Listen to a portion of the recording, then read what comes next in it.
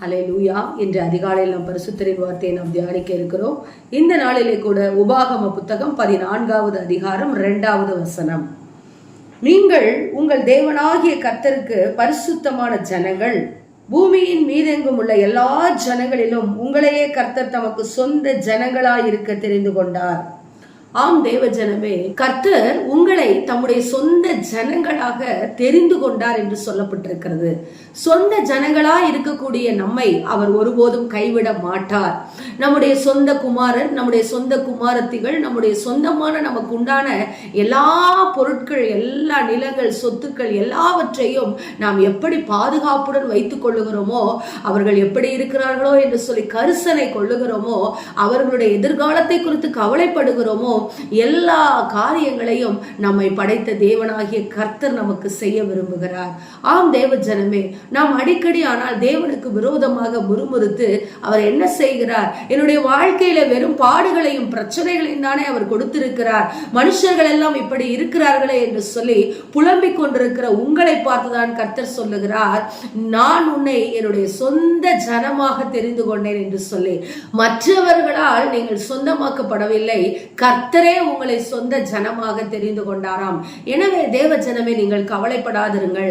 இஸ்ரவேல் ஜனங்களை அவர் தமக்கு சொந்த ஜனமாக தெரிந்து கொண்டதனால்தான் அவர்களுக்கு தாகம் எடுத்த பொழுது தண்ணீரும், அவர்களுக்கு இறைச்சி தேவையான பொழுது இறைச்சியையும், அவர்களுக்கு பாதுகாப்பு தேவையான பொழுது பாதுகாப்பையும் அவர் கொடுத்து வெளிச்சத்தையும் இதோ அவர்களுக்கு கட்டளையிட்ட தேவனாகிய கர்த்தர் அவர். இன்றைக்கும் நம்முடைய வாழ்க்கையிலே வெளிச்சத்தை கொடுக்கிற தேவன் அவர்.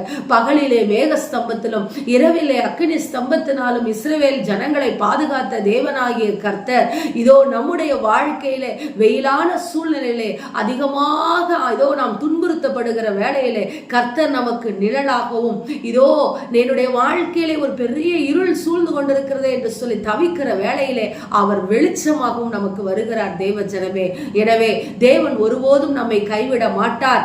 ஏன்? அவர் நம்மை தனக்கு சொந்த ஜனமாக தெரிந்து கொண்டிருக்கிறார் என்பதை ஒருபோதும் மறந்து விடாதீர்கள். உங்களை குறித்த நினைவுகளையே அவர் வாழ்ந்து கொண்டிருக்கிறார். உங்களை குறித்த உங்கள் பிரச்சனைகள், உங்கள் போராட்டங்கள், உங்களுக்கு யார் என்ன செய்கிறார்கள் என்பதிலேயே அவர் நோக்கமாய் இருக்கிறார். எனவே எதை குறித்தும் பயப்படாதீர்கள்.